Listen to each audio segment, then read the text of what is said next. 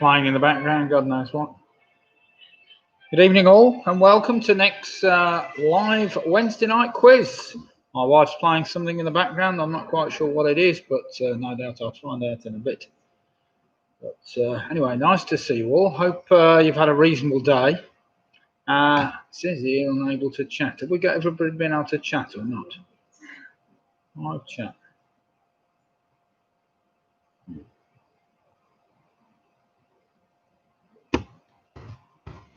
I'm just going to try and chat. It says chat's unavailable. Oh well, I've just chatted. Unable to connect to chat. Please try again later. Oh, Martin's in. Good evening, Martin. Right, I was having a bit of a wobble there because it just said on my screen unable to connect to chat, but it says successfully connected all the same. But never mind. So we've got Martin and Tina have just joined us. Good evening, Martin and Tina.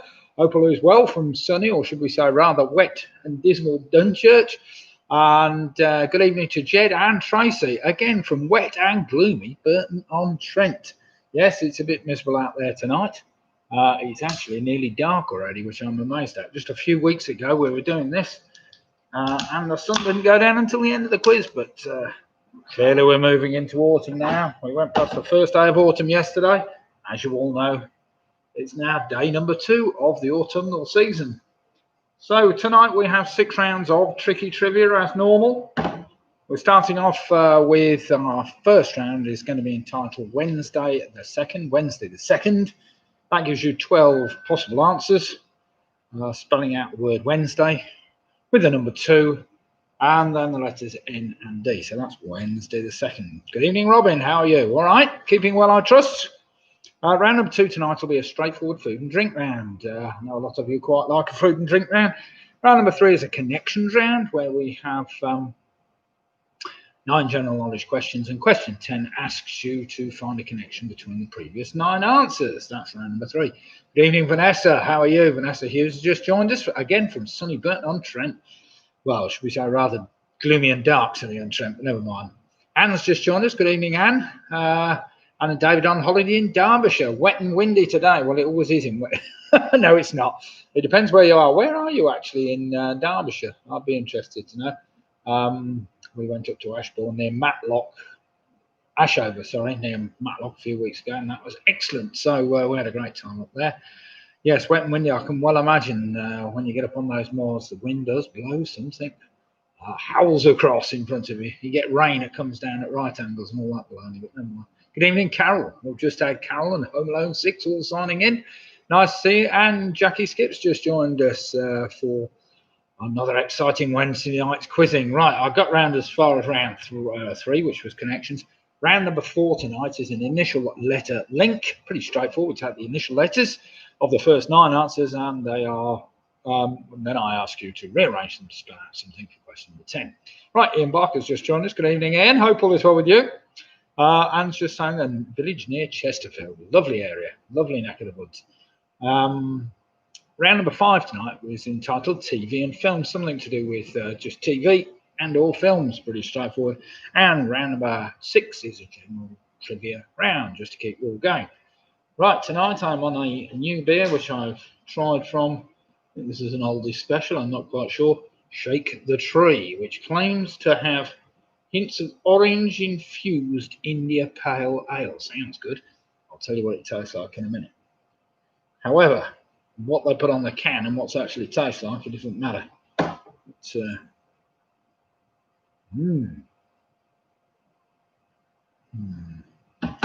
Not sure there's many oranges infused in that, but all the same, it tastes all right. What the hell? Right, Faye's just joined us. Good evening, Faye. Hope all is well with you. And you're keeping well, and you've all had a good day. We took my granddaughter out today around to Pittsford Reservoir, which is not far away, just near Northampton. And it was lovely around there. Really good time until, of course, such time as we came to go, and then the heavens opened just as we were leaving, which was excellent. So we managed to get around, do some walking, and see the place. It was lovely. The word infusion has no place in the world of proper beer. I think you're quite right there, Robin. I don't know why they put it on there, but they put all sorts of rubbish on tin cans, don't they, to keep us going. Right. Now then, I haven't really been through last week's winners. That's because I haven't written them down, but never mind. Suffice to say, one team will let me know who won last week on Wednesday, but we will see. Well, no, it was a very close call, but we will see how we'll fare tonight. So let me just spin quickly through those rounds again and let you know what we're doing. Round number 1 tonight, you just use the initial letters of the word Wednesday, followed by the number 2, followed by ND, as in when is the second. Round number 2 tonight is entitled Food and Drink, which is fairly straightforward. Round number 3 tonight will be a connections round, where there are 9 general questions. Question 10 asks for a connection between the previous 9. Round number 4 tonight is entitled An Initial Letter Link. Again, 9 general knowledge questions, where the final question can be spelt out by rearranging the first letters of the first 9 words. So pretty straightforward that. Round number 5 tonight is TV and films. And round number 6 is just an initial general trivia round. So we'll see how we all fare with that. Right, we've just had Jackie Skip says the Booby Prize girls won last Wednesday. Oh, excellent. Well played, the Booby Prize girls. I know you did very well, at least last week. So let's, I'm sure you probably did. And Sarah, hello to Sarah and our friends from Sarah and Russ, certainly, and maybe the rest of the team. I don't know whether you're doing it on your own on a Wednesday night, Sarah. You'll have to let us know whether there's 2 or 4 of you. But there are friends from Worcester, so hope all is well from you. And Michelle's joining us from Crick. Close match last night, Michelle. I thought you got me. Every round you seem to be ahead. It's because you answer the questions too fast, I'm sure. Yeah, God knows how. But never mind. And yeah, it was a good, well-fought quiz last night. Never mind. Right, we've got 30 teams logged on as we speak. There'll be a few more before we get going tonight. And we'll see how it's going. So, what has everybody been up to today then? As I said, I've taken my granddaughter out today, and we've had a fine day out round Pittsford Reservoir. But I'm sure other people have been getting up to other silly things like working or anything else. Is anybody else on any beer as well tonight? As I say, I'm trying this marvellously bad last night. Yep, I was amused with the talking of last night. What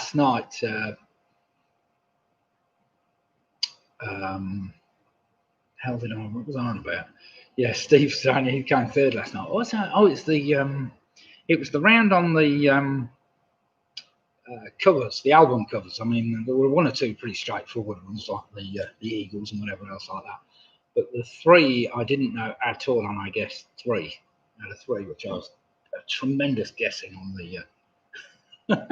On that. Yeah, Matthew's asking me how the power generation's gone. Well, dismal today, Matthew, but never mind. The quarter's been very good. As you know, after each quarter, we have to put in our meter reads to the grid or whatever else, and they then send us a little bit of money. So it's not been too bad for the last 3 months. It's actually been an improvement, slight improvement on last year, which I'm surprised at. So, in fact, the last 6 months have been slightly better for solar power than the previous 6 months of last year, which I find hard to believe. But never mind. Right, so we've got Graham's just joined us. Been to a windy East Coast today, said Graham. Well, yes, I suppose so. A bit cold and windy over there, I expect. But never mind. I hope you had a good time, even so. And so our friends from Cambridge have joined us. Then we've got Steve Flanders has just joined us. Good evening, Steve. Hope all is well with you. Yes, good third place last night. And where have we got? Chris has just said good evening to us. Hello from Yelvertoft on Go Ship. I had a plan to Go Ship today. A bit earlier. I can't remember where we were. What was it called, Ange? Something Holt on some railway somewhere, just outside Northampton, near Brixworth. The Langport and something railway. And there's a pub there called a something Holt, which I've forgotten the name. But we've got a pint of Go Ship there, which was very nice. Jackie says she's still working from home. Nick has just joined us. Nick Bowers, good evening to you. Leslie Barrett's just saying, which quiz was this? What? Last night's or this quiz? Not quite sure what you mean there, Leslie, but tonight's quiz is number 45. Quizzes in lockdown. What's that? Oh, yeah, we did one last night online. It was Psycarter does an online quiz on a Tuesday night, which is a little bit, it's completely different format. You don't get me speaking or anybody else speaking, but never mind. So, yeah, there was a Psycarter's quiz. He used to do the quiz up at the Stag and Pheasant in Newton on, what was it, Thursday night, I think he used to do that quiz. But of course, all these quiz masters have been a bit lost as what the hell to do during these times. So you've got to put up with me at the moment online. It could be worse, but never mind. Right, Mick and Bev have joined us. Good evening, Mick and Bev. Hope all is well with you too. And Lydia's just saying hello to everybody. She is my trusty assistant sat over there, just going through all my questions and making sure I haven't made any cock-ups from last night. Never mind. Brampton Holt. Was it Brampton Holt? Yeah, that was the one. That was the one, Michelle. Very nice to pull, I have to say. Bit smart, bit too upmarket for me, but never mind, it was very nice. Bit of a change from the Three Stags Head at Wardlow Myers, let's put it like that. Right then, now we got most teams. So Val Barnes has joined us from the Quizzy Rascals, and the Quizzy Rascals are always there or thereabouts. They did very well Sunday night, as I recall. So let's see how we all fare tonight. Now then, let me just run through those rounds again. Round number one tonight is Wednesday the 2nd. Wednesday the 2nd, you take the initial letter of each of those. I'll go through it anyway, that's pretty straightforward. Round number 2 tonight is a food and drink round. Round number 3 is a connections round tonight. Round number 4 is entitled an initial letter link. An initial letter link. Round number 5 is TV and films. And round six tonight is just general trivia. General trivia.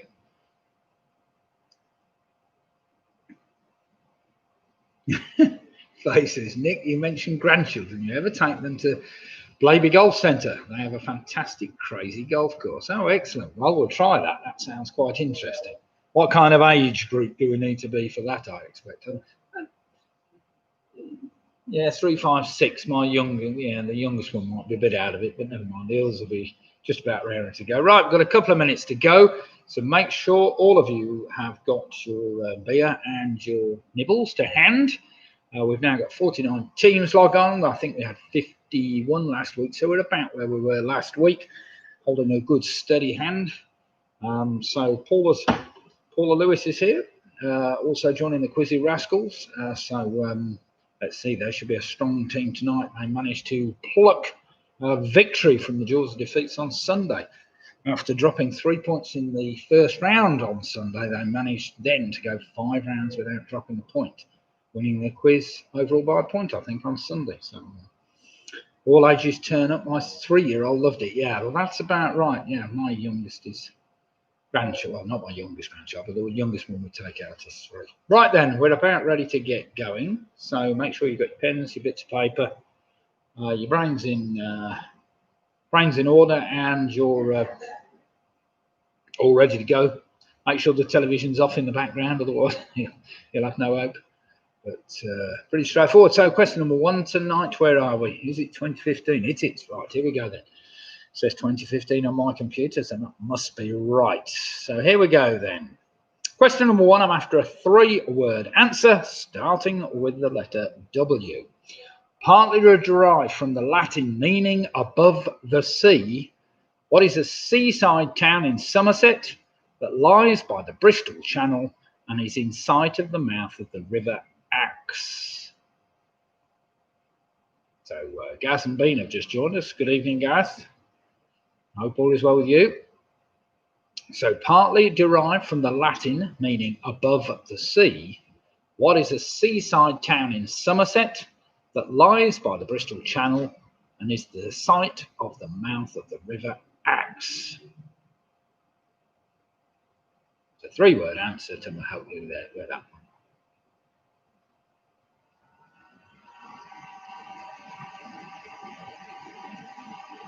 Question number 2, starting with the letter E. E for Eddie. A branch of zoology. By what name is the scientific study of insects known as? So a branch of zoology, by what name is the scientific study of insects known as?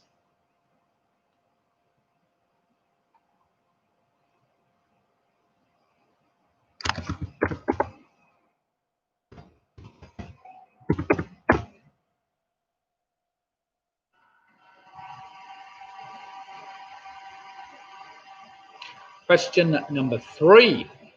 Pretty straightforward, starting with the letter D. The entrepreneurs Theo Prophetus, Deborah Meaden, Duncan Ballantyne have all been long-running stars of which reality television programme? Call it a reality programme, but according to Wikipedia it is so. The entrepreneurs Theo Prophetus, Deborah Meaden and Duncan Ballantyne have all been long-running stars of which reality television programme? I think it's in its 12th or 13th season now, so it's been going a while.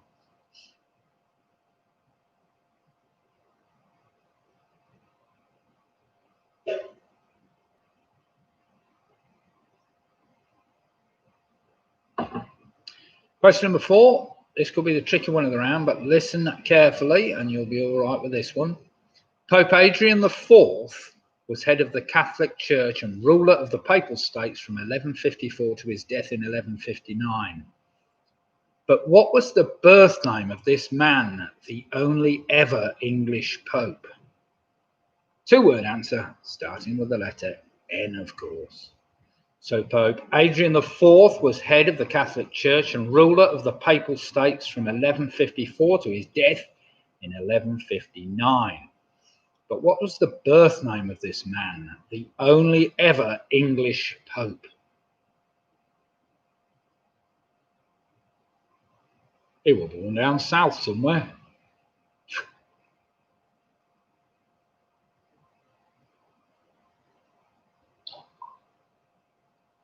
Right, starting with the letter E. The letter E, question number 5. What is a unit of currency historically used in Portugal and its colonies in South America, Asia, and Africa? So question 5 again. What is a unit of currency historically used in Portugal and its colonies in South America, Asia, and Africa? And that currency had to start with the letter E.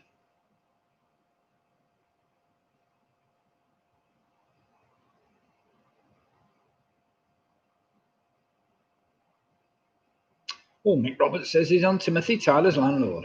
Fine pint. You got it in bottles, I trust, Mick.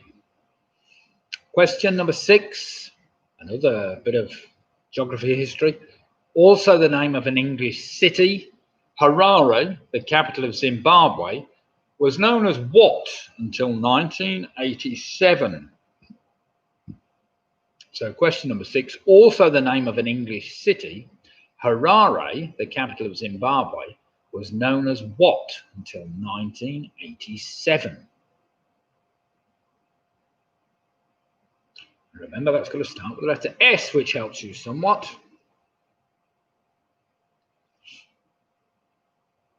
As does this one, starting with the letter D. This is a 2-word answer I'm after, as you'll understand when you hear the question. Question number 7. Opposite St George's Church in York, which stands not far from Walmgate Bar, lies a small graveyard which contains the last resting place of which notorious 18th century highwayman? It's a 2-word answer starting with the letter D, so it can't be that hard. And of course, I do want his nickname rather than his. So, opposite St George's Church in York, which stands not far from Walmgate Bar, lies a small graveyard which contains the last resting place of which notorious 18th century highwayman? It's a 2-word answer, starting with the letter D. What's that?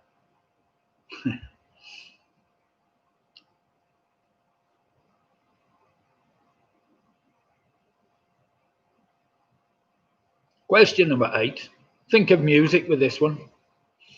Manufactured by the Austin Morris division of British Leyland from 1973 until 1982, which model of car has a name that means cheerful in Italian? So manufactured by the Austin Morris division of British Leyland from 1973 until 1982, which model of car has a name that means cheerful in Italian? That's got to start with the letter A.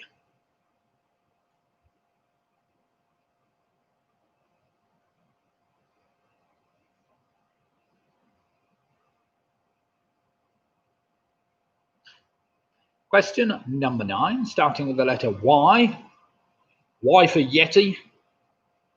Written in the Hebrew alphabet with over 1.5 million native speakers, what is a language of Central and Eastern European Jews and their descendants? So question 9 again. Written in the Hebrew alphabet and with over 1.5 million native speakers, what is a language of Central and Eastern European Jews and their descendants?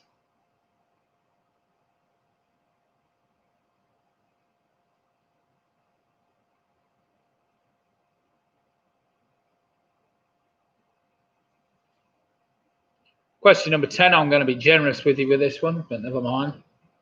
I'm sure most quizzes would know this off the top of their heads, but if you don't, I'm going to give you a little bit of leeway. With a range of 10 either way, and remember this has got to start with the number 2, as in Wednesday the 2nd. So it starts with the number 2. With a range of 10 either way, how many bones would you normally find in the adult human body? So I'm being very generous there. With a range of 10 either way, how many bones would you normally find in the adult human body? There are many more in a juvenile because they have yet to form properly.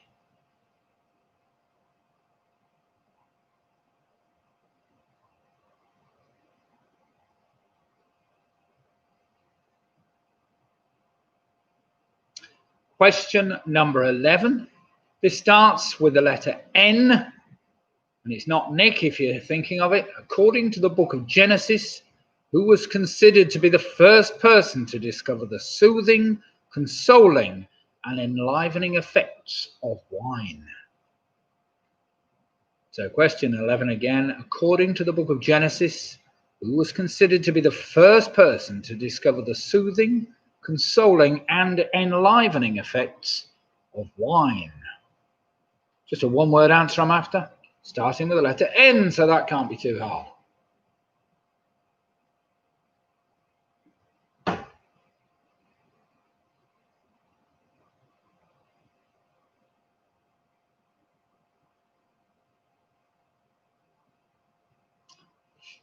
Question number 12, right up the street for any big kids out there.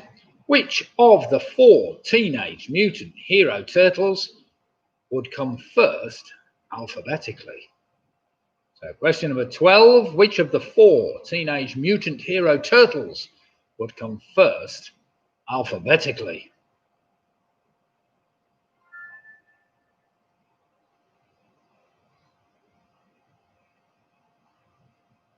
And that is the end of our first round. So you should have 12 answers there.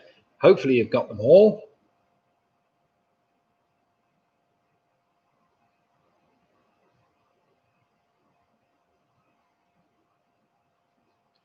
And have you finished, Ant? Right, I think most people, because it's not as if we've got to rearrange any of those or no anagrams to work out or whatever else. So make sure you've got an answer down for each of those and we'll see how we're fared. And I will just quickly go through the first round with you all. So are we all ready? Does anybody really need any more time, or does that not make any difference?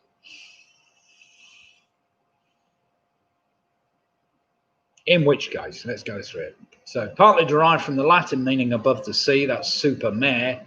Of course, which seaside town in Somerset starts with the W? It's Weston, super mare. Question number 2 is entomology. Question number 3, I was after Dragon's Den, of course, the entrepreneurs. Question number 4, Pope Adrian IV was also born as Nicholas Breakspere. Nicholas Breakspere. Well done if you got that. That was England's first and only Pope. Question number 5, of course, the currency, the historical currency I was after was the escudo, the escudo. Number 6, that city I was after was Salisbury. Number 7, the highwayman, of course, was Dick Turpin, buried in really in an unmarked grave. There's a lot of dispute over to actually where he's buried, but never mind, we've been there all the same. Question number 8, I was after the Allegro, that car model. Question number 9, that native language I was after is Yiddish. Number 10, I was after 206 to be exact, 206 in the adult human body. So I will allow anything from 200, because you can't put 190 something down, can you? 200 to 216, that sounds about right, somewhere in between that. And number 11, according to the book of Genesis, the first person to discover the soothing, consoling, and enlivening effects of wine was Noah. And finally, number 12, of the 4 Teenage Mutant Heroes, the first one would be Donatello. Right then, let's have some scores in and see how we have fared after that round. Right, Michelle's got a 12, straight in with a 12. Great score, so nothing wrong with that. So how many more 12s have we got? Martin Davis with a 10, Steve Farnham's with an 11. Got Jed and Tracy with an 11. Nick Roberts with a 12, very good. Andrew Lewis with 11, PRS straight in with a 12. We've got Ian Miller with an 11. Sarah on a 9.5. We've got Grant Gifford on 11.5. Gaz and Bean are on a 10. Vanessa Hughes is on a 10. Anne Anderson's on 11 points. Some good scores in here tonight. Split the difference on 12. We've got Nikki Bowers on 10.5. Jackie Skips also on 10.5. John O'Rourke and the Famous Five are on 11 points. Paula Lewis and the Quizzy Rascals are on 12. Leslie Barrett's on 11. Home Alone on 10.5. Yes, we're climbing a half. Excellent. Well, provided you didn't put 196 down. I presume, I don't know what that was for, but never mind. Yes, half, that's fine. I'm happy even that way. Right then, everybody, round number 2. I don't know if there's any more scores to come in, but some very good scores in so far tonight. And a few teams on maximum points as we go into round number 2, the food and drink round. The food and drink round. Right then, are we ready? Round number 2, food and drink. Question number 1. What name is given to a type of thin flatbread that is commonly used to make wraps in Mexican dishes such as burritos? So what name is given to a type of thin flatbread that is commonly used to make wraps in Mexican dishes such as burritos?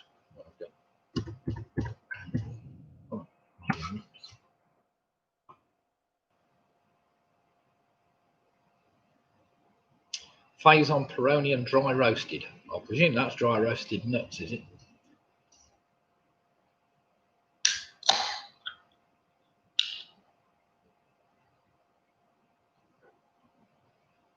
I'm now trying this magnificent golden torch, it's called. Golden Torch Session Pale Ale, 3.9%. Oldest special, 99p a tin. Ian says he's on dry tonight. Coffee for me, that's fair enough. Question number 2. This has been quite popular recently, this quiz question, so I expect a few of you to have heard this. What colour is the classic Italian bitter aperitif called Aperol? So what colour is the classic Italian bitter aperitif called Aperol?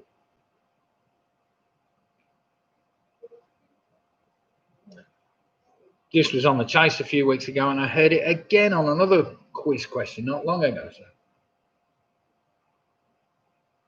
this one's been doing the rounds recently.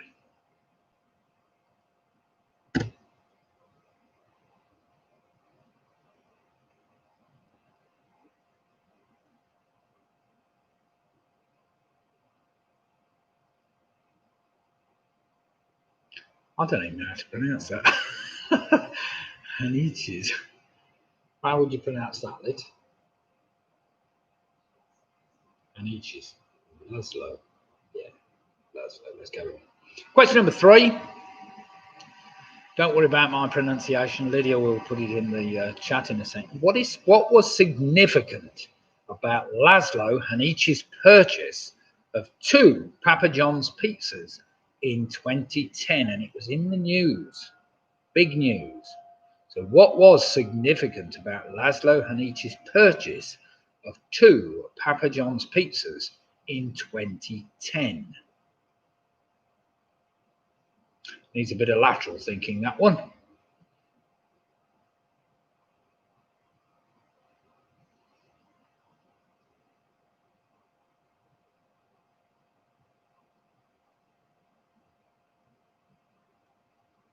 Right then, Leslie, just for you, I'm going to test this golden torch or whatever it's called, see whether it's any good.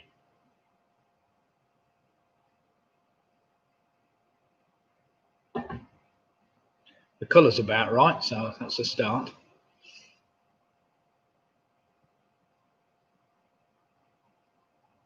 Question number 4.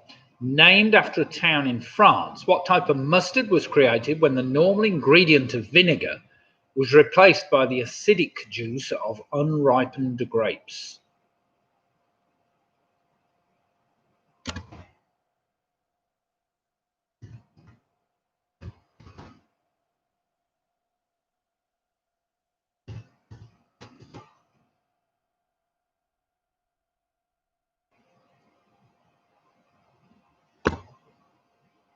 So question 4 again, named after a town in France, what type of mustard was created when the normal ingredient of vinegar was replaced by the acidic juice of unripened grapes?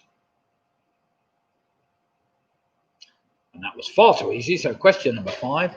Often flavoured with aniseed, raki, that's spelled R-A-K-I, is an alcoholic spirit that originated in which country? So question 5 again. Often flavoured with aniseed, raki is an alcoholic spirit that originated in which country?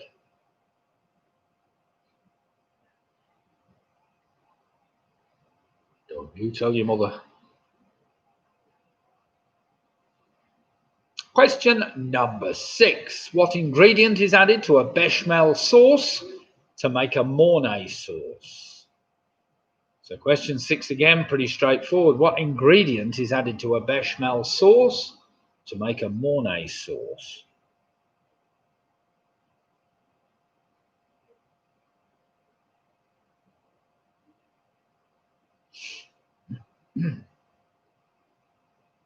Question number 7. The term broiler is used to refer to what type of animal if it has been bred and raised specifically for meat production? The term broiler, like boiler but with an R in it, is used to refer to what type of animal if it has been bred and raised specifically for meat production?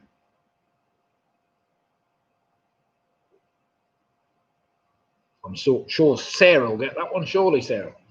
No problem.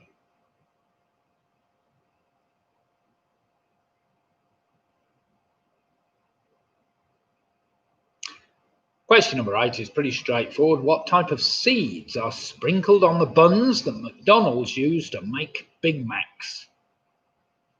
So question 8 again. What type of seeds are sprinkled on the buns that McDonald's use to make Big Macs? It's probably the only flavouring agent they've got in the buns. Sorry.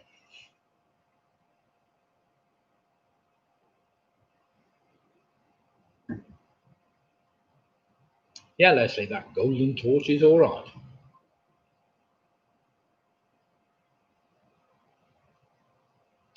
Listen to question 9. It's a bit long and wordy, but I'm sure you'll get the hang of this. According to the official recipe of the International Bartenders Association, a Bloody Mary cocktail is made up of tomato juice, lemon, vodka, salt, pepper, and a dash of which other 2 sauces?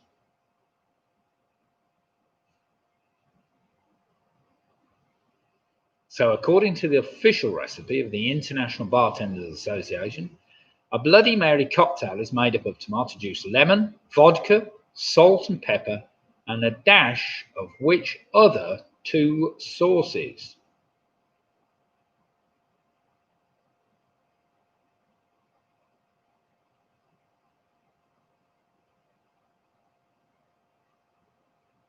To be fair, Ian, one of my pubs, we had hundreds of poppies a few weeks back. They've all turned to seed now. We've been sprinkling them everywhere, little black seeds everywhere. But you're right, it might have made me happy.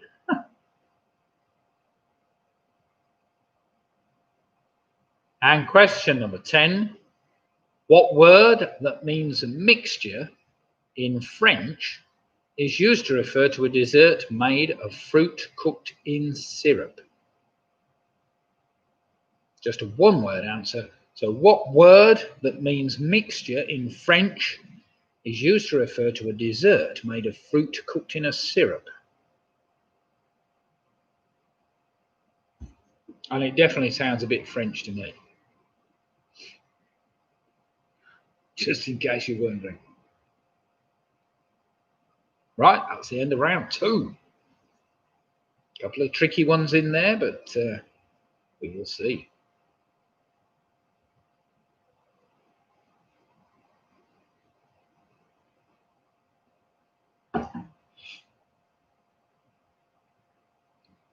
Wouldn't we?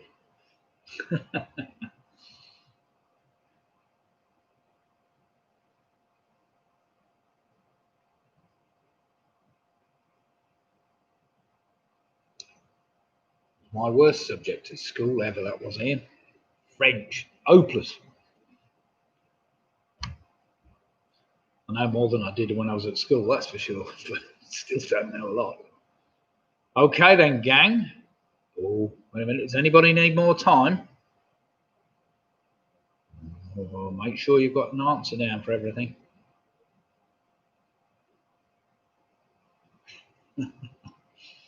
Approved for human consumption.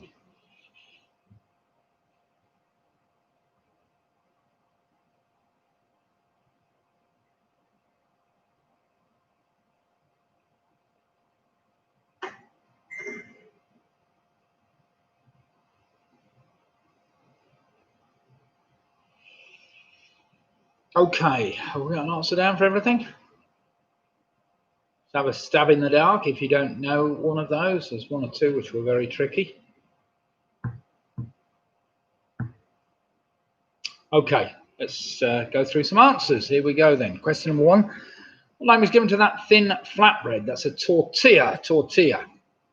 Number 2, the classic colour of the aperitif Aperol is orange, bright orange. Number 3, what was significant about Laszlo Hanse's purchase of 2 Papa John pizzas in 2010? Well, you needed to think laterally for that. It was the first transaction ever using Bitcoin. Don't ask, stupid. Question number 4, named after a town in France. It was Dijon I was after, as in Dijon mustard. Number 5, raki is an alcoholic spirit that originated in Turkey. Well done if you got that. Number 6, you need to add cheese to a bechamel sauce to make a Mornay sauce. Number 7, a broiler is a name for a chicken, of course, that's been raised specifically for meat production. Number 8, they use sesame seeds on their buns. Number 9, the 2 sauces I was after was a dash of Worcester sauce and a dash of Tabasco. That is according to the official recipe of the International Bartenders Association. Number 10, that French word I was after, which refers to fruit cooked in syrup, is a compote. A compote. Well done if you got that. A compote of fruit. Right then, let's have some answers in after that round. See how you've done. I'm expecting 1 or 2 10s there, but there were a couple of tough ones. Maybe the Bitcoin question was a bit hard, but never mind. Right, Jed and Trace, you're on 20 points. That's very respectable. Michelle on 21. Gaz and Bean are now on 15. Meek Roberts is on 18. Ian Miller's on 18. Well done, Ian. We've got Steve Farndon on 18.5. Sarah's on 15.5. We've got Home Alone 6 on 19.5. The Quizzy Rascals are now on 21 points. The Famous Five are on 19 points. Andrew Lewis is on 16. We've got Ann Anderson on 17. PRS are on 19 points. We've got Split the Difference on 21 points. Vanessa Hughes is on 18. We've got Graham Gifford on 19.5. Martin Davis is going, oh dear, on the dismal 15. Leslie is saying 6, I'm going home. Oh, hang on. BB Prize Girls are on 18. Nick Bowers is on 18.5. We've got Harry's in Yarmouth tonight, so it's Julie, Angie, and Ian on 21 points. That's very good from Ian and the gang. So let's see how we fare. Now that was the end of round 2. I don't know how many of you managed to get that Bitcoin question, but that was the hardest in the round. There's no doubt about that. However, we've still got a couple of 21s, so very, very good scores there. 20s, 21s, anybody there? Right, round number 3 is a connections round. We have 9 questions on general knowledge, plus a final question asking for a connection between the previous 9 answers. We all know how this works, I think. So 9 general knowledge questions, and the final question asks for a connection between the previous 9 answers. So question number 1,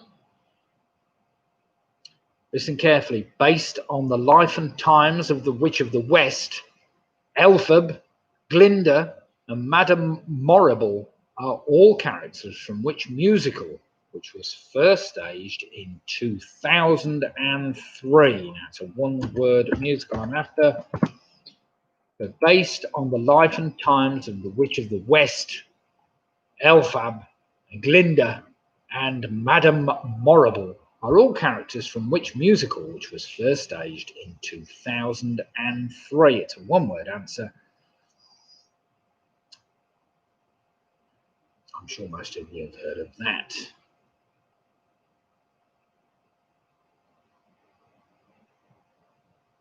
Question number 2, we've had this before, certainly in some previous incarnation of quiz, but never mind. The term Peterman is used to refer to someone who is particularly skilled at breaking into a what?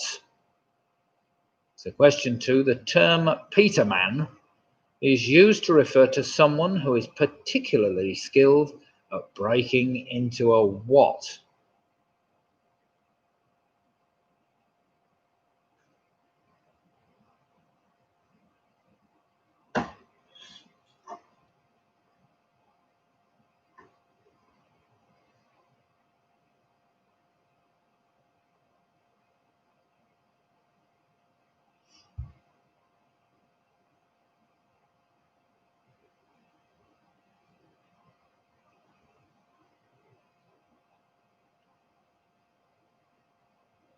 Question number 3, all you film buffs. By what nickname is the character of Simon Williamson known as in the novel Trainspotting? 2-word answer. So by what nickname is the character of Simon Williamson known as in the novel Trainspotting? Not particularly easy one, that.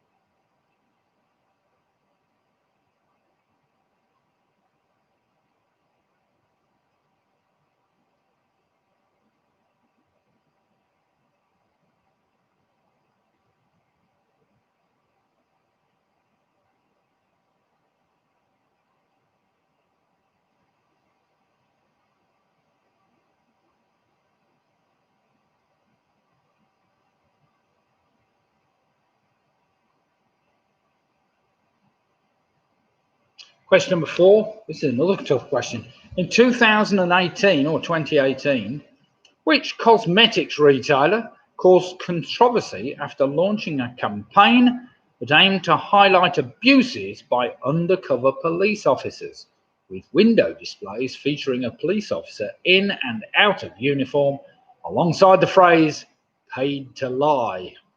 Oh, that was charming, wasn't it?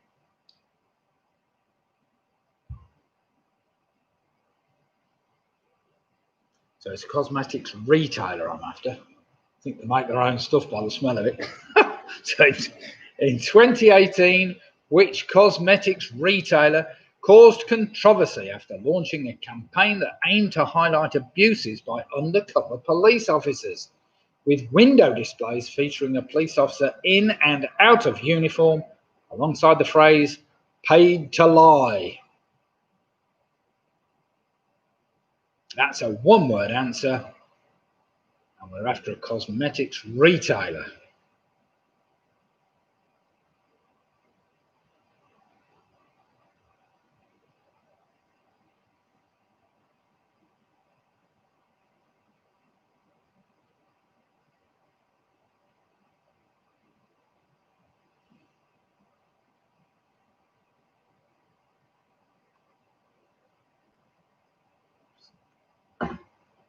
Question number 5 is a little easier. Which government-owned organisation was formed in the year 888 and is based in the Welsh town of Llantrisant? Still there as far as I know. So which government-owned organisation was formed in the year 888 or 888 and is based in the Welsh town of Llantrisant? Don't know whether I've spelt that right or said that right, Martin. You'll have to correct me if not. I could say Llantrisant.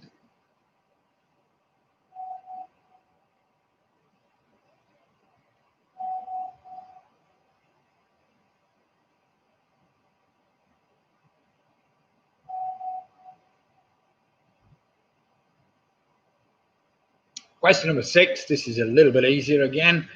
In the July of 2015, who became the most expensive English footballer ever after signing for Manchester City in a deal worth £49 million? Scored a lot of goals last year, as far as I know. So in the July of 2015, who became the most expensive English footballer ever after signing for Manchester City and the deal worth £49 million?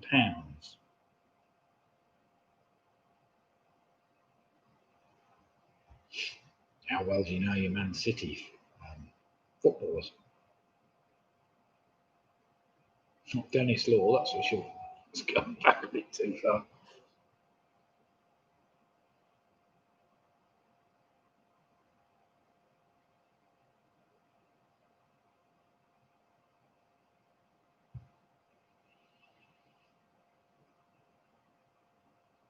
It's a bit of a tenuous link, I have to say today, but never mind. Question number 7. At 410 miles long, what is the longest numbered road in the United Kingdom? So at a distance of 410 miles long, what is the longest numbered road in the United Kingdom?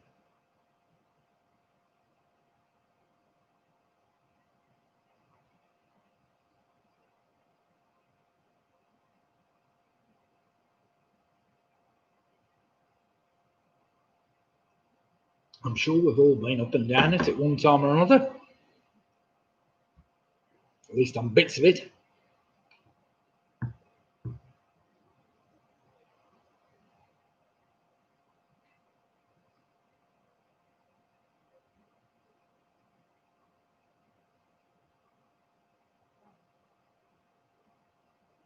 Question number 8. What playing card gave Motorhead a hit single in 1980? A nice easy one there. What playing card gave Motorhead a hit single in 1980?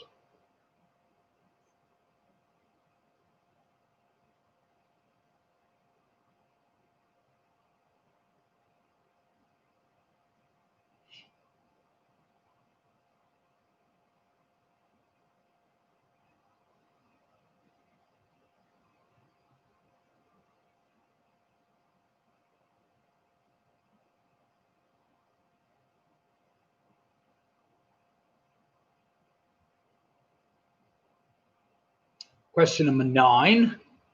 Brian Connolly, it's another music one this, was best known as the lead singer of which 1970s glam rock band? So Brian Connolly was best known as the lead singer of which 1970s glam rock band?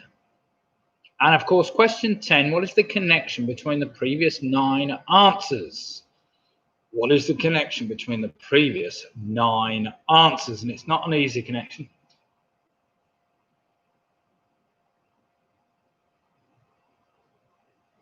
I will give you a minute to try and work those out. I've got my phone nearby.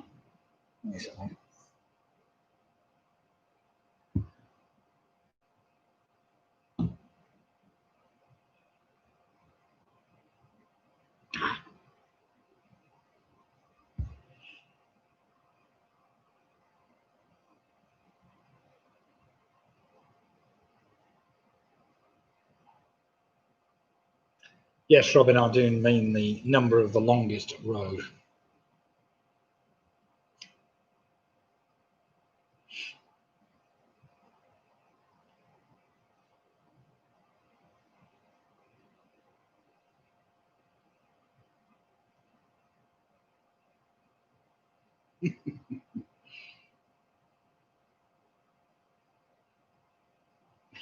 Come on, Sif. You must have one or two.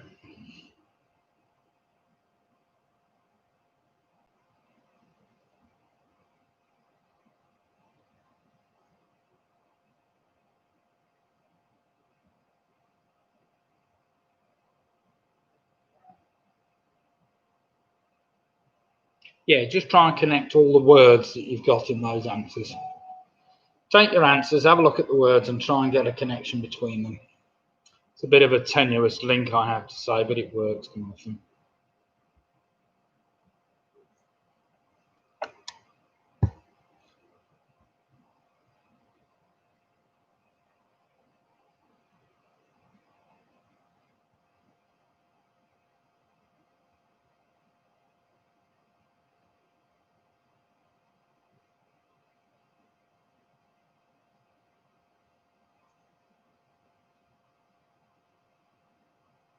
Well, we've got 51 teams logged on at the moment, and we've been running 51 minutes. So, does anybody need any more time? Any teams need any more time? Just put it in the chat column. I'll give you a little bit longer. Needs to be.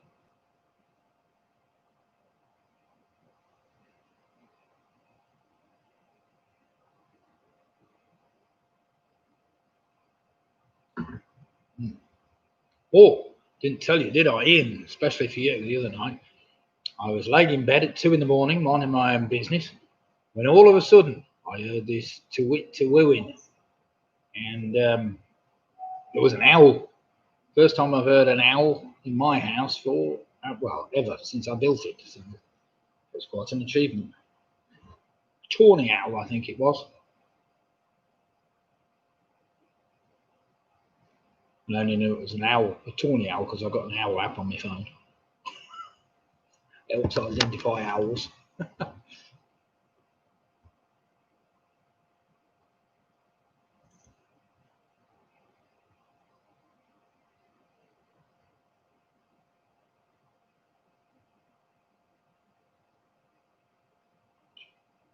don't know, but I'll give you another minute.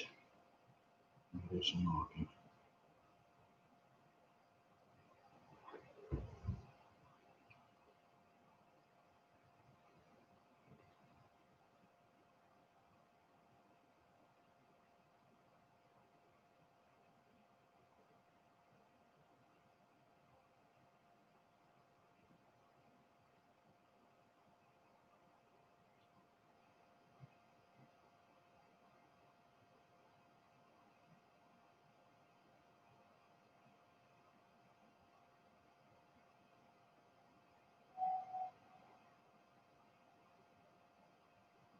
Okay, another 30 seconds.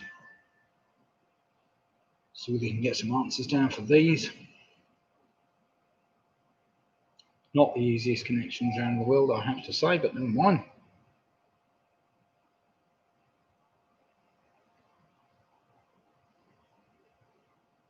Right, here we go then. Ready or not, put your pens down and listen to the answers, see how you've fared. We started off with that West End musical I was after was the one word Wicked, of course. Wicked, as in Wicked Witch of the West. Number 2, a Peter Man breaks into safes. A safe breaker, if you need one. Number 3, name of the character Simon Williamson, known in the novel Trainspotting. He was better known as Sick Boy. Sick Boy.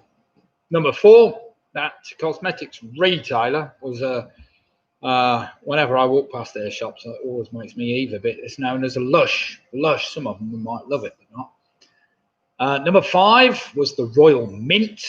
Number 6, I was after Raheem Sterling. Number 7, of course, was the A1. Number 8, I was after the Ace of Spades, that playing card that gave Motorhead a hit single. Number 9, Brian Connolly was best known as the lead singer of The Sweet. And finally, of course, the connection. They're all slang terms meaning good, great, or excellent. Wicked, safe, slick, lush, mint, sterling, A1, ace, or sweet, apparently. Not that I'd agree with all of those, but never mind. So the connection between them all, they're all slang terms to do with good, great, or Excellent. So you're marking your own, so either be modest or generous, depending which way of the fence you feel. And it's that Clanstrint is referred to as the hole in the mint. Ha ha, ha ha. Yes, why not? Right, here we go then. Michelle's on 28 points. Leslie's on 25. Well played, Leslie, considering you didn't think you were going to get any on that round. You've done all right. Jed and Tracy on 30 points. Well played them. Grant Givens on 28.5. Got Nick Bowes on 26.5. Paula Lewis with the Quizzy Rascals is on 31. That's a great score. Mick Roberts on 25. Got Home Alone 6. 28.5 points. The Miller's on 26. The Booby Pride Girls are on 26 points. PRS are on 29 points. Gaz and Bean are on 22. We've got Martin Davis on 22. Steve Farnham's on 24.5. The Famous Five are on 27. Sarah and the gang are on 24.5. Vanessa's on 23. Andrew Lewis, that's a bit disappointing, Andrew. Never mind. I'm sure you'll pick up next round. He's on 20.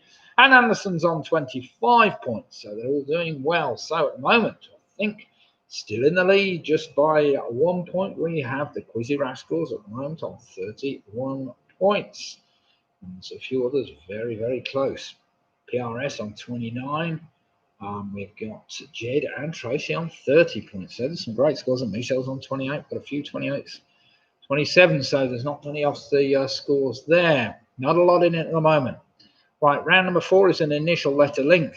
This again, you take 10 general knowledge questions where the answer to the final question can be spelt out by rearranging the letters of the first words of the first 9 answers. Split the difference and now on 29.5 points. So it's all hotting up there. It's all hotting up. Here we go then. This is round number 4, an initial letter link. Remember to write down on one side the initial letter of each of your answers.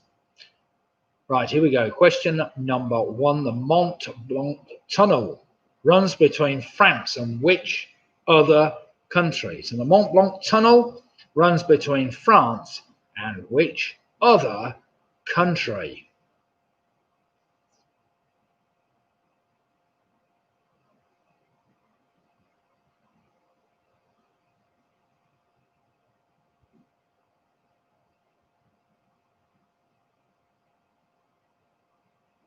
Question number 2 is all for all you Tiger Woods fans. What colour of top does Tiger Woods traditionally wear during the final round of golf tournaments? Now, do remember you don't have to put that down yet because the last one might help you with that. So what colour of top does Tiger Woods traditionally wear during the final round of golf tournaments? Sure, Roy will get that straight away. Roy Job, straight in there with that one.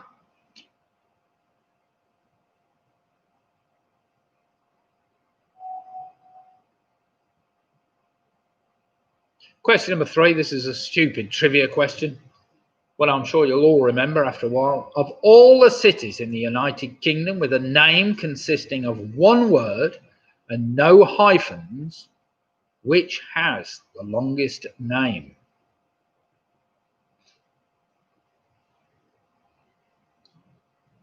Not the easiest thing to find on Wikipedia, maybe, but of all the cities in the United Kingdom with a name consisting of one word and no hyphens, which has the longest name?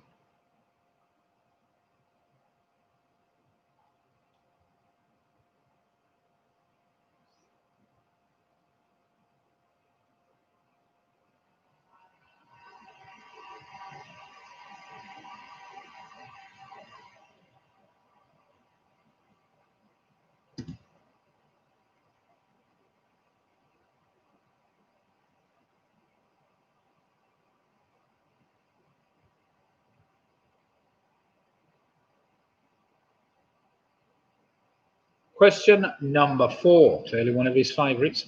Who had a 4-year affair with Prime Minister John Major, which she revealed in the September of 2002? That's a 2-word answer. So who had a 4-year affair with Prime Minister John Major, which she revealed in the September of 2002?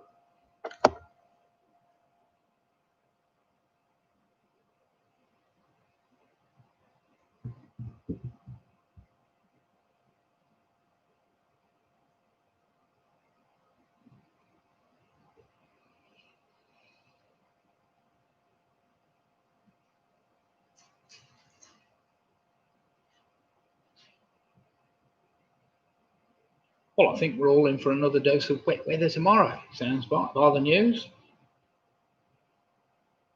Great fun, eh? Question number 5. Listen carefully. What slang term means a look or a gaze? It's also the name used to refer to an adult male goose. So what slang term, meaning to look or gaze, is also the name used to refer to an adult male goose?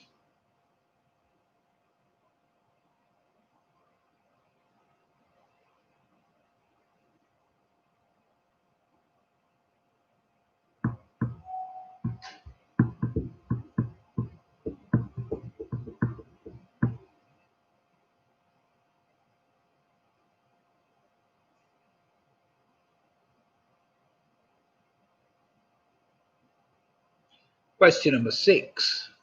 Also the patron saint of Norway. What is the name of the talking snowman in the film Frozen? It's just a one-word answer I'm after. So also the patron saint of Norway. What is the name of the talking snowman in the film Frozen? That'll be up your street, Carol. Yeah, that one. Loves Disney.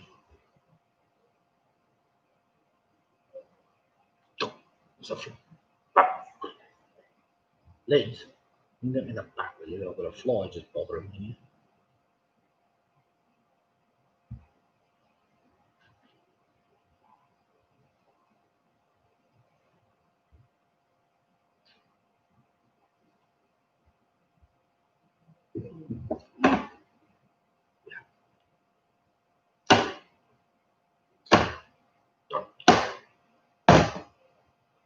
Trying to exterminate a fly, never mind. Not getting very far. Right, question number 7. What 4-letter word can be used to refer to either a bet, the type of flat-bottomed boat, or the intended bottom of a wine bottle? Oh, sorry, the indented bottom of a wine bottle. Should have read that first, shouldn't I? So what 4-letter word can be used to refer to either a bet, the type of flat-bottomed boat, or the indented bottom of a wine bottle? Yeah, Leslie, you're not really strong on Disney films, really, are you?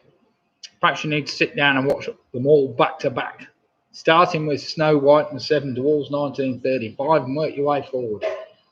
By this time on Sunday, you should have seen them all. And once you've seen them all, then you'll be able to know all the answers to all those. No chance, none at all. Oh, go for it. Snow White was quite good. I watched it last week. Question number 8. In 2020, who beat first-time finalist Kyron Wilson to win his 6th World Snooker Championship? So in 2020, this was only a few weeks ago, who beat first-time finalist Kyron Wilson to win his 6th World Snooker Championship? Is that Kyron or Kieran or what? Kyron. Somebody's making names up again.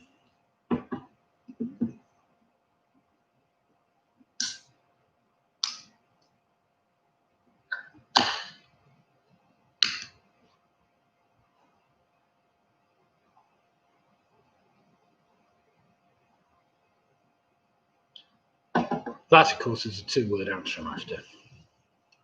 Question number 9. Listen carefully. In which French building does the murder take place? At the beginning of the 2003 mystery thriller novel by Dan Brown, The Da Vinci Code. It's also the same in the film. So in which French building does the murder take place at the beginning of the 2003 mystery thriller novel by Dan Brown, The Da Vinci Code? I just want the name of the building. I don't need the word, I don't need an indefinite article in front of it, or definite article in front of it. And finally, of course, question number 10. The first letters of the first words in the previous 9 answers can be rearranged to spell what 2-word phrase? which was first used as a slogan by a punk band called Bikini Kill, but was later popularized by a different group?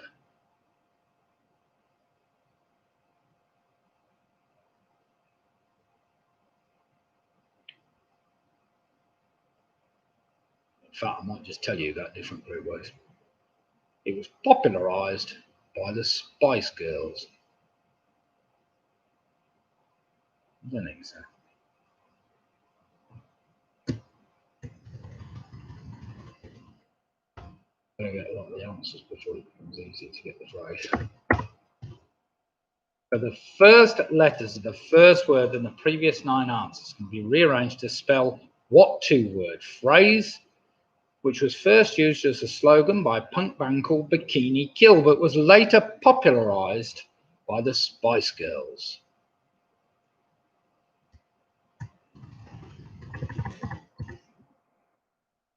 It's a 2-word phrase. They used it an awful lot. And of course, that 2-word phrase is just going to be 9 letters long. 9 letters long. Right, then you can start working if you can get that connection, you can then start working some of your answers back, see whether you've got answers for all of them.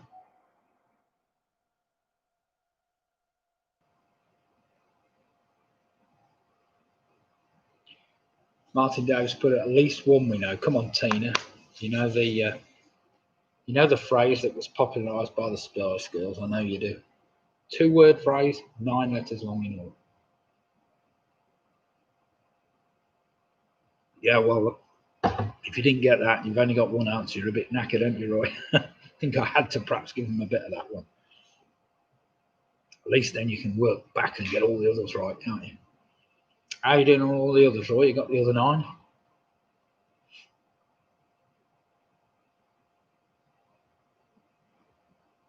No, I didn't.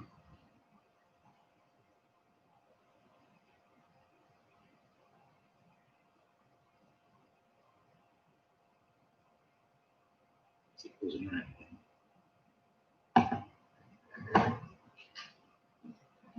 It's anyone who comes over here.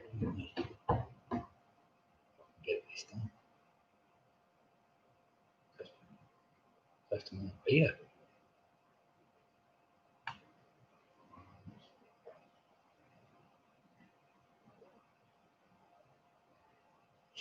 Roy wants a few more clues.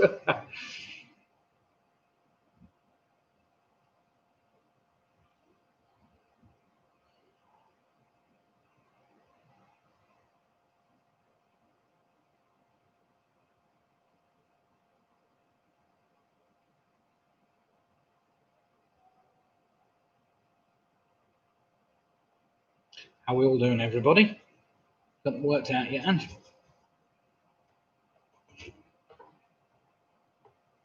Well, no.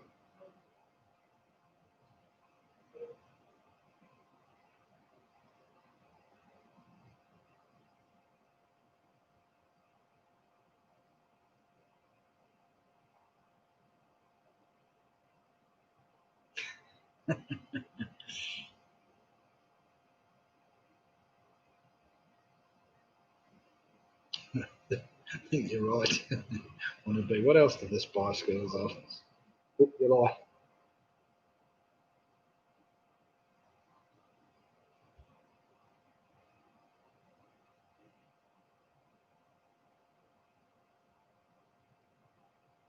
Martin's still struggling. Come on, Martin, fill in a few, cross out a few more.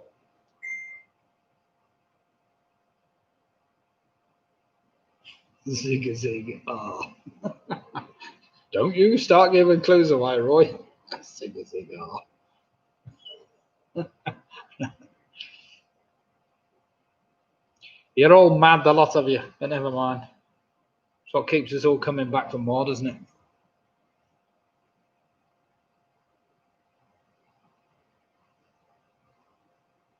Oh. I just put red wool in my hair so I could be Jerry. And me, said Roy. Yeah, my daughter Lydia's here. She's go on, you write it down.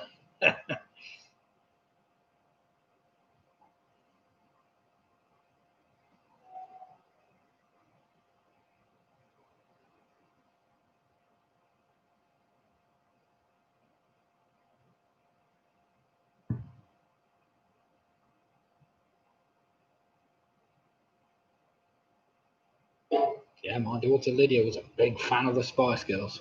Big fan.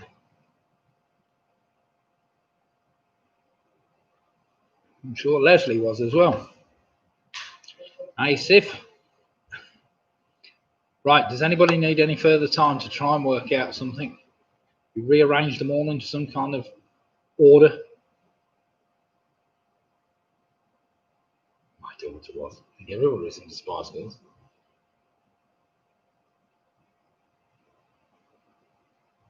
Okay then, everybody. Time's up. Let's do some marking, see how we do. Not everybody's going to do well on this round, but never mind. Right, the Mont Blanc tunnel runs between France and Italy. That gave you an I.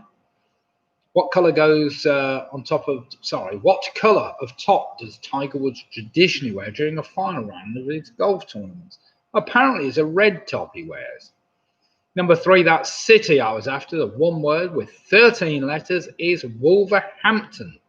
Wolverhampton, well done if you worked that out. Number 4 was Edwina Curry, of course, I had that affair. Number 5, a look or a gaze, is a gander, which is also an adult male goose. And number 6, the patron saint of Norway, is better known as Olaf. Olaf, also the talking snowman in the film Frozen. I'm sure Leslie would have got that one. Number 7, the 4-letter word I was after for the type of bet, a flat bottom boat or an indent bottom of a wine bottle, is a punt, of course, a punt. Who beat first-time finalist to win his 6th World Snooker Championship? That was Ronnie O'Sullivan, of course. Number 9, the French building was the Louvre. And finally, number 10, if you rearrange the first letters of the first 9 answers, you ended up with the term girl power. Girl power. So well done if you got that.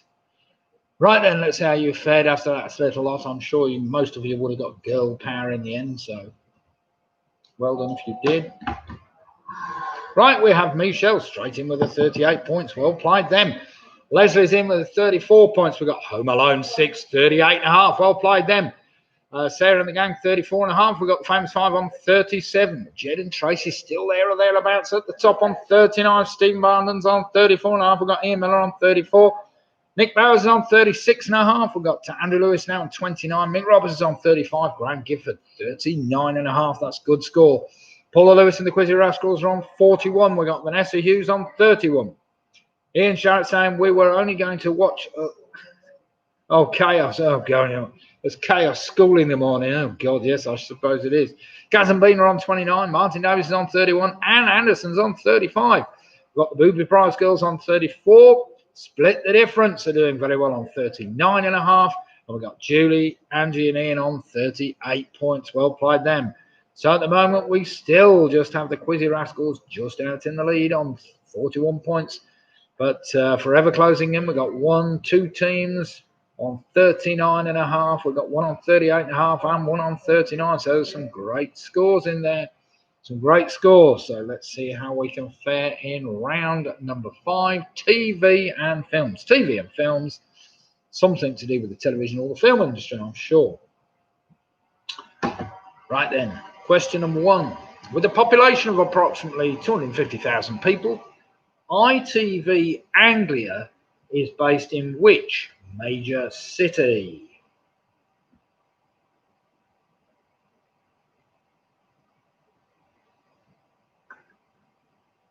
So with a population of approximately 250,000 people, ITV Anglia is based in which major city?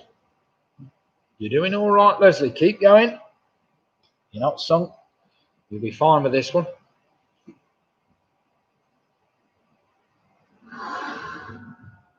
How the hedgehogs have turned up. Ian saying the hedgehogs have turned up. Well, it's feeding time, isn't it? What's the time? 21:16, 10:15. That's about their feeding time. All PRS are on 39 points as well. Applied Matthew. So it's all very close there, certainly for second place at the moment. Question number 2. In the comedy duo Laurel and Hardy, who would often say, well, there's another fine mess you got me into? I'll give you the choice. Was it Stan Laurel or Oliver Hardy? So in the comedy duo Laurel and Hardy, who would often say, well, here's another nice mess you've gotten me into? I'll give you the choice. Was it Stan Laurel or Oliver Hardy. I don't think it was niceness. They used to say fineness.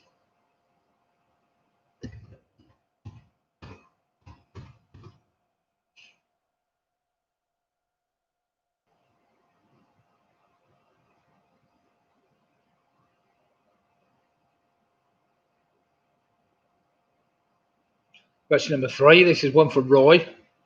About your era, like mine. In the TV series Thunderbirds, what was the registration number of Lady Penelope's Rolls Royce? So in the TV series Thunderbirds, what was the registration number of Lady Penelope's Rolls Royce?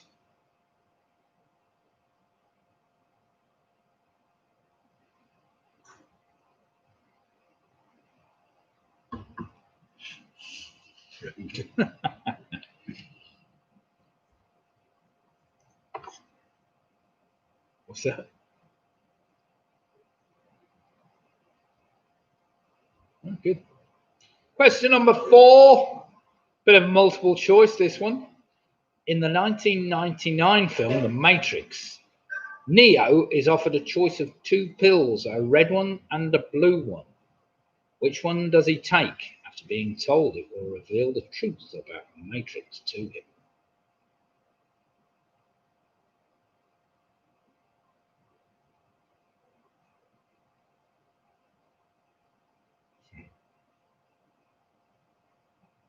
So in the 1999 film The Matrix, Neo is offered a choice of 2 pills, a red one and a blue one. Which one does he take after being told it will reveal the truth about the Matrix to him?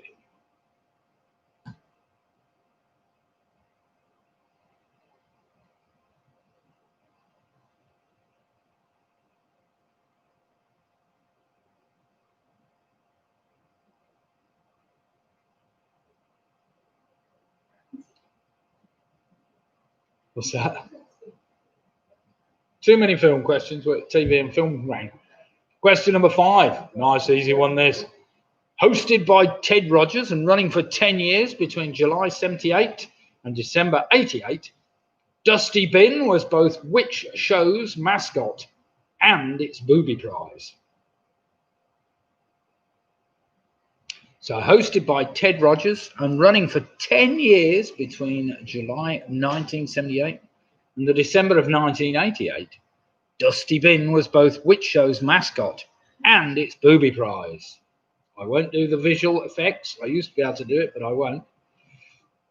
You're giving far too much away.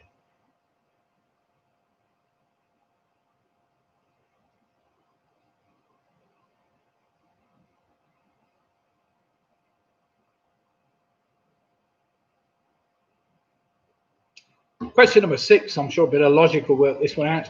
In the world of filming, does the term martini shot refer to the first shot of the day, the last shot of the day, or the best shot of the day?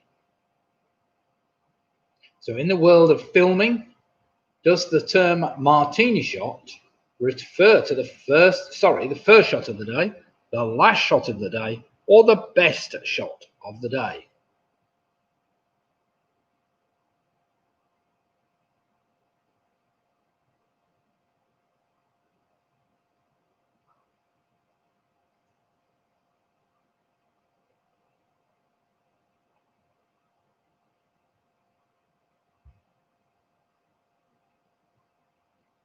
Question number 7. Until 1997, when the channel began broadcasting for 24 hours, what song was played at the end of the BBC One transmissions each day?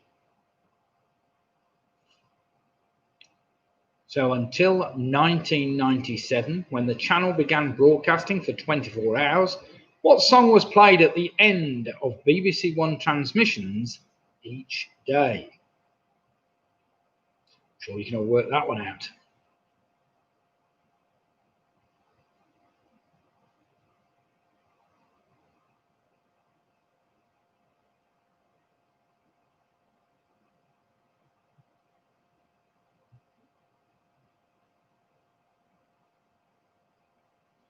Question number 8.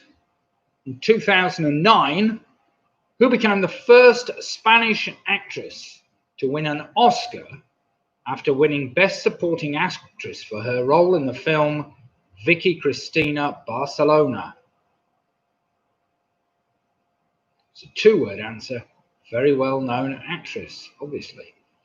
So in 2009, who became the first Spanish actress to win an Oscar after winning Best Supporting Actress for her role in the film Vicky Cristina Barcelona? Sticky Vicky indeed, said Ian. Got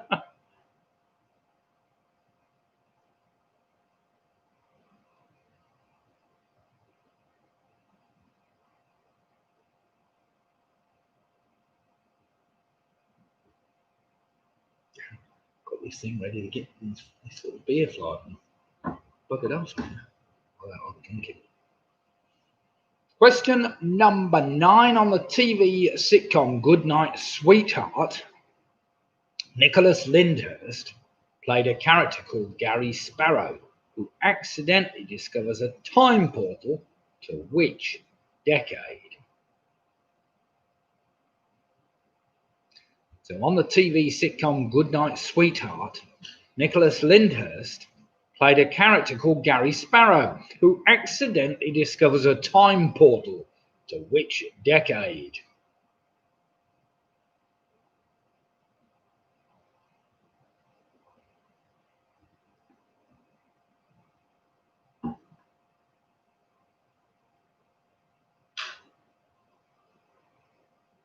And finally, question number 10 in this dead easy TV film round, written by John Cleese, in which 1988 comedy film does a character called Otto West eat the title character?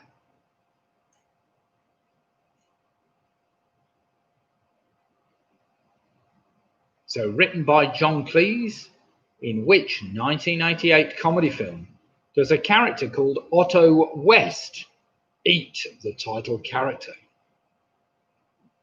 I'm sure you'll have all seen that. Well, most of you will. Bit of a daft film, really, but there you go.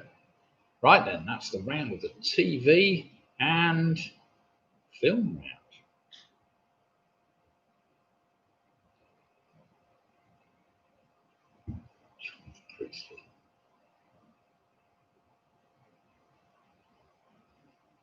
Hello, George. How are we doing? Are you watching the transmission live from sunny somewhere?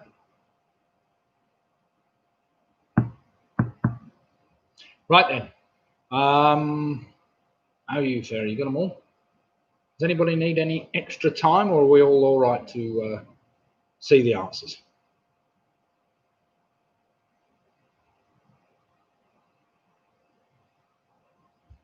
From the UK.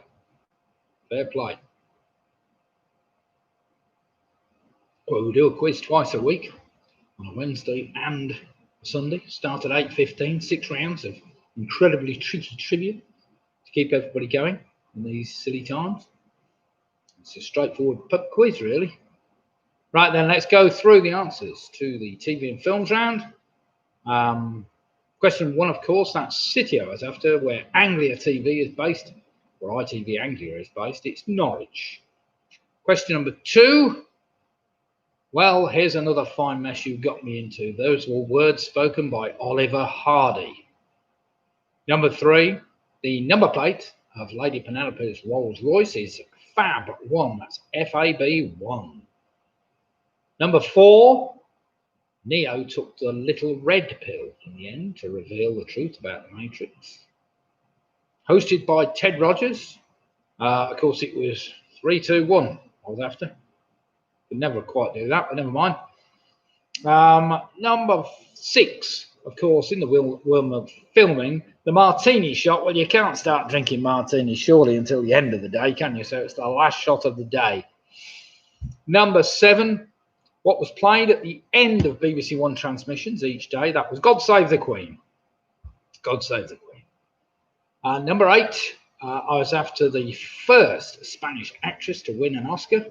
Was Penelope Cruz. Penelope Cruz, well done if you got that.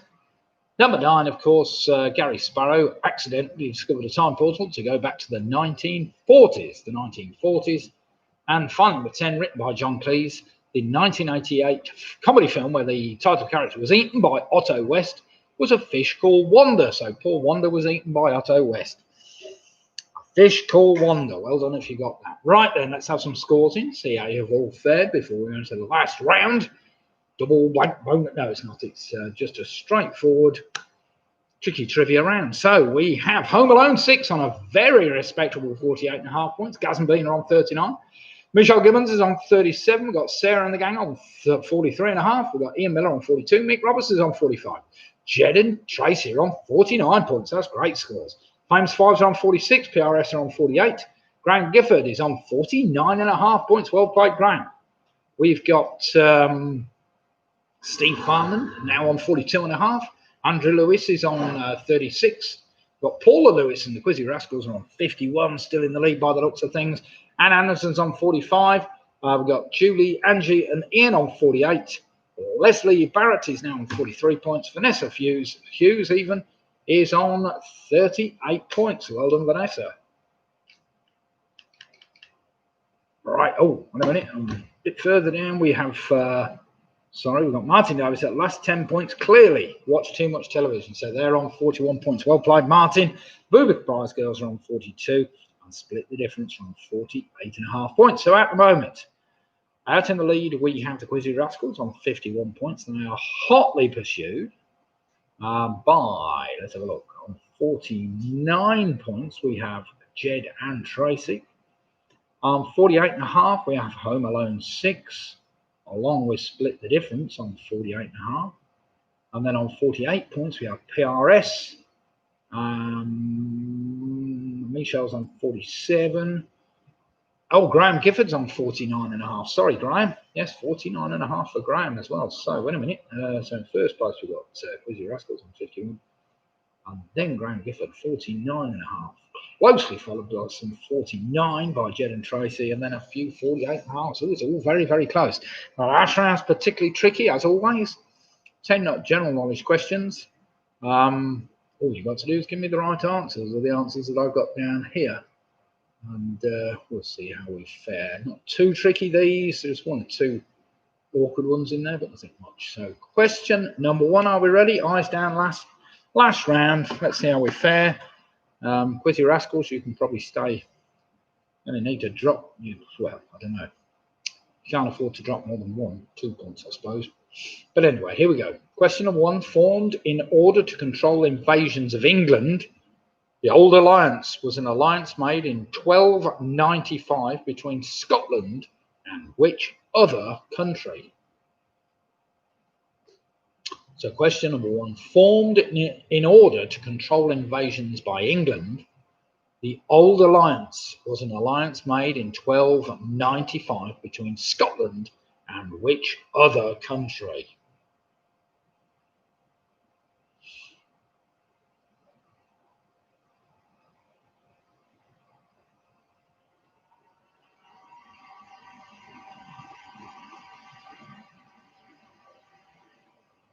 Bhutan.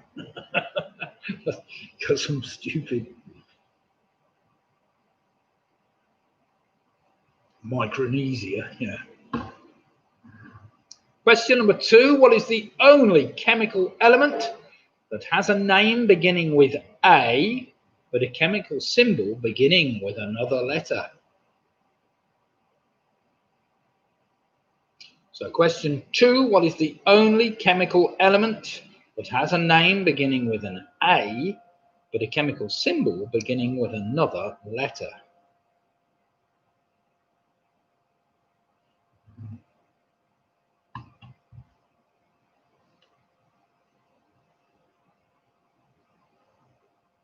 What's that, Trina?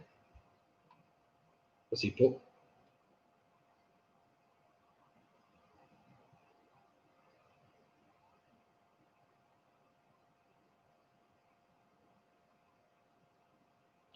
Finland, Finland, Finland. The land that I want to go. Don't need trekking or camping or just watching TV. Great place, Finland. Question number 3. This is a tricky one because I was trying to work out a quiz question last night and I thought it couldn't be right, but anyway, I'll correct it tonight. Question number 3. If you were to throw a double 3 at the start of a game of Monopoly, statistically, what is the most likely property you would eventually land on?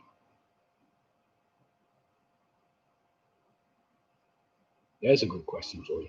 So if you were to throw a double 3 at the start of a game of Monopoly, statistically, what is the most likely property you would eventually land on?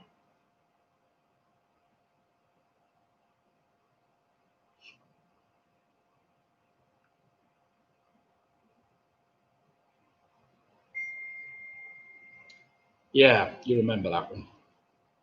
Wasn't quite right, but never mind. Well, it was right, but it wasn't quite right.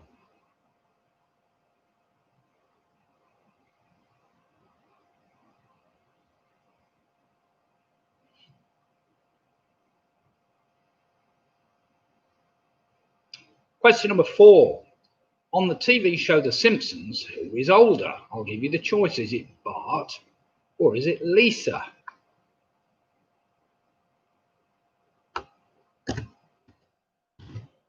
So on the TV show The Simpsons, who is older?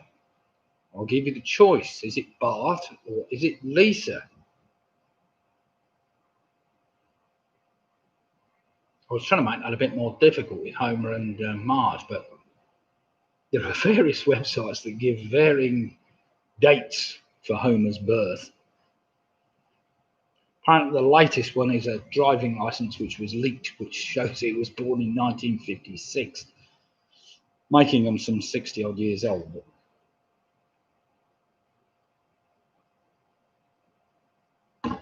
Things like that are ridiculous.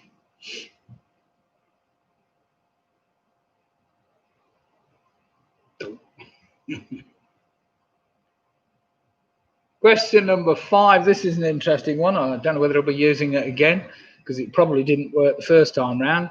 What 4-word phrase was used as the main slogan for Donald Trump's 2016 presidential campaign? It's just a slogan. 4-word slogan, and it clearly hasn't worked. Well, he might think it has. What's that, Mother? Yeah, it's done probably the opposite, but never mind. So what 4-word phrase was used as the main slogan for Donald Trump's 2016 presidential campaign? That might not be too easy, so we'll move on to question number 6. The flag of the Red Cross is based on the flag of which European country, but with its 2 colours switched? That's about right, Leslie. That's about right. Well, there's as good a guess as anything. He might be using that. I think he might be using that this presidential campaign. Let's start civil war. Great. Question 6 again. The flag of the Red Cross is based on the flag of which European country, but with its 2 colours reversed or switched?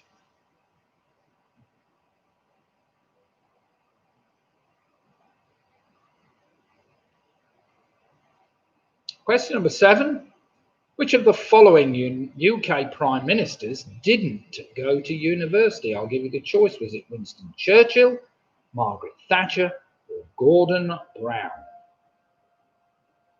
So which of the following UK Prime Ministers didn't go to university? I'll give you the choice. Was it Winston Churchill, Margaret Thatcher, or Gordon Brown?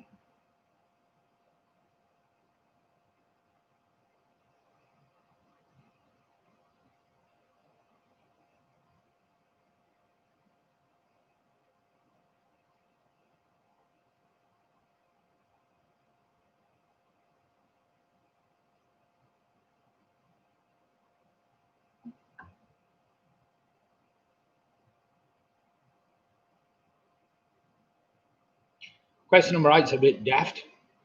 According to a famous scene from the film Pulp Fiction, Which McDonald's product is called a Royal with cheese in Paris? So according to a famous scene from the film Pulp Fiction, which McDonald's product is called a Royal with cheese in Paris?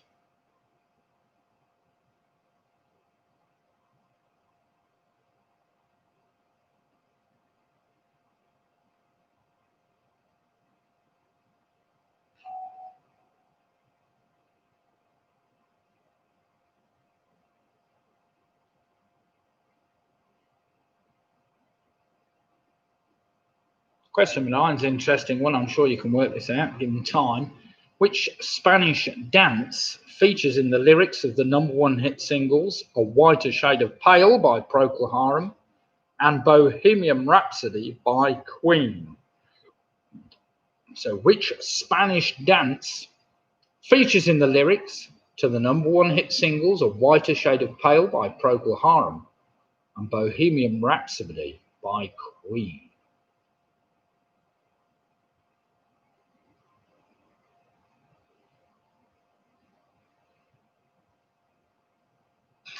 And finally, question number 10, to finish you all off. I expect you're all hoping this was extremely difficult, so the other teams might not get it, but unfortunately it's a bit too easy. In the Disney film, Snow White and the Seven Dwarfs, what are the dwarves mining for? So in the Disney film, Snow White and the Seven Dwarfs, what are the dwarves mining for?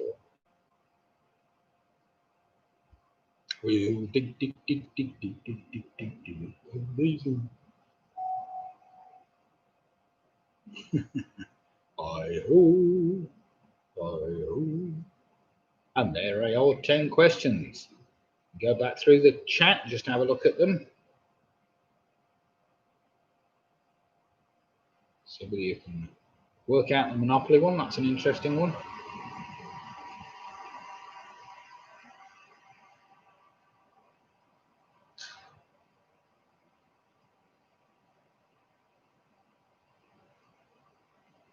What?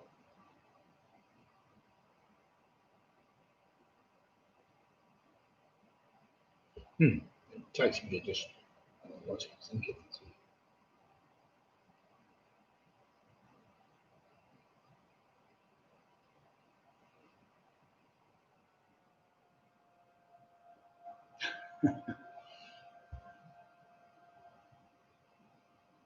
Right then, everybody, we've got answers down for those 10. Don't want to give you too long because it's kind of the kind of things you're either going to get it or not. Right, let me give you another 30 seconds and we'll wrap the quiz up. We'll see how we've all fared. I know Ian's dying to get out to feed the hedgehogs, but he might have already put food out for them.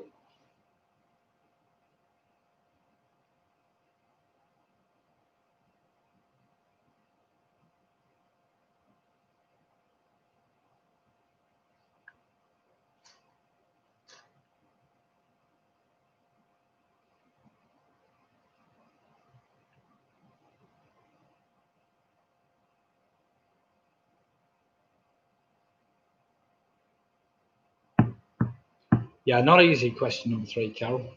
I'll explain it when we get there.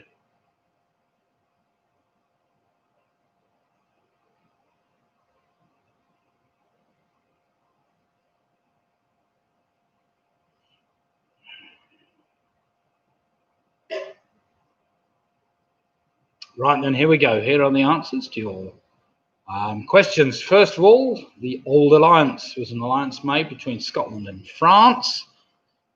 Well done if you got that. Number 2, the only chemical element that has a name beginning with A, but a symbol beginning with, well, it's an SB actually, is antimony. Antimony, well done if you got that. Now, question 3 was a bit tricky because when you throw a double in the game of Monopoly, of course, you throw again. So you can't land on the first space. So basically, if you were to throw a double 3, you would get 6. Statistically, the most common number that you can ever throw with a pair of dice is a 7. So you add the 6 and the 7, that gives you 13 spaces, which would take you onto Whitehall. Well done if you thought that out.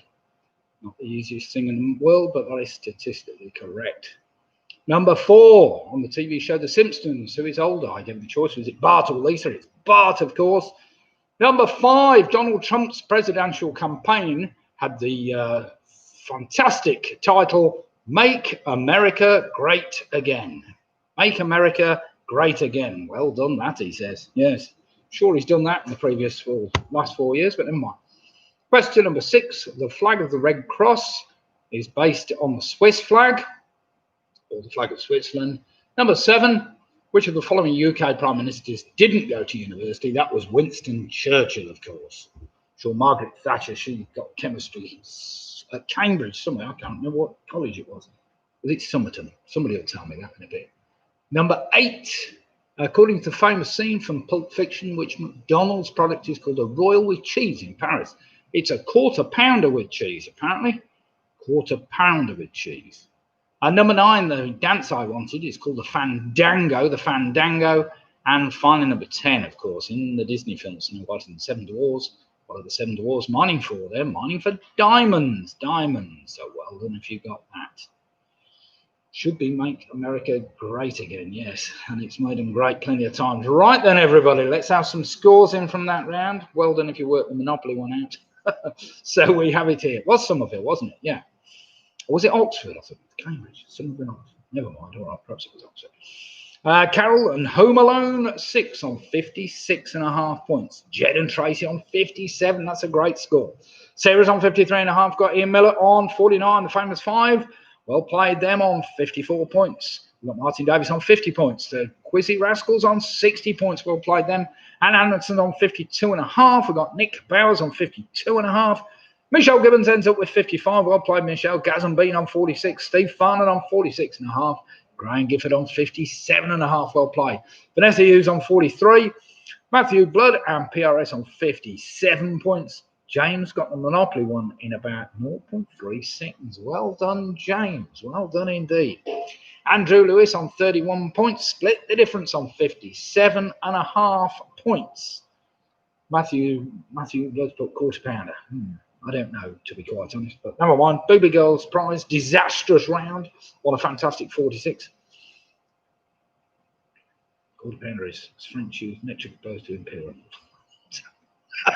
Leslie Barrett, dreadful 48. That's still a very good score. Ian Sharrett, Julie, Ian, and Angie on 46 points there. So let's just run down the scores. I think in first place tonight, winning the prize, with a fantastic 60 points, we have the Quizzy Rascals. They've been the team to beat tonight.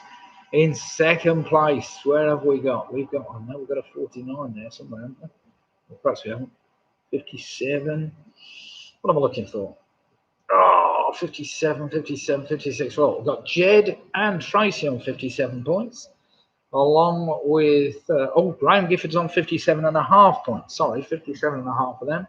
And split the difference on 57.5 points. So they take joint second place tonight, Graham Gifford, and split the difference.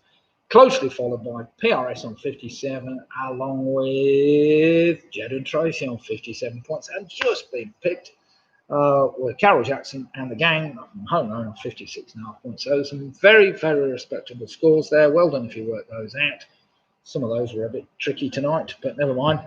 I'll see whether we can come up with something special for the weekend. It's Sunday quiz as normal, 8 o'clock for 8:15 if you're up for it. I say we had 51 teams, I think, currently on tonight's quiz, but very well played to all those teams that took part tonight, and we will see how we all fare at the weekend. So good night, everybody, and have a lovely weekend, all of you, and we will see you hopefully on Sunday night for 6 more rounds of Tricky Trivia, and we'll see how we go there. Well played, Jed, and thanks for playing, and you, Graham Gifford, thanks to you. Everybody that joins in, of course, it's a big thank you to everybody, and good questions caught us out. There's got to be questions that catch you out, yeah, but never mind. Good night, everybody, and thank you all for playing tonight, and we will see you another day. Cheers, especially on Sunday if you're up for it. So good night, everybody. Cheers, and thank you. Thanks, Robbie. Thanks, Sarah. I hope you enjoyed yourself. You got the Monopoly question very quickly then, did he? Very well played. Very well done. Good night, George. We'll perhaps see you on Sunday if you fancy coming in quizzing on Sunday. Anyway, good night, everybody. We'll see you again. Cheers. One more.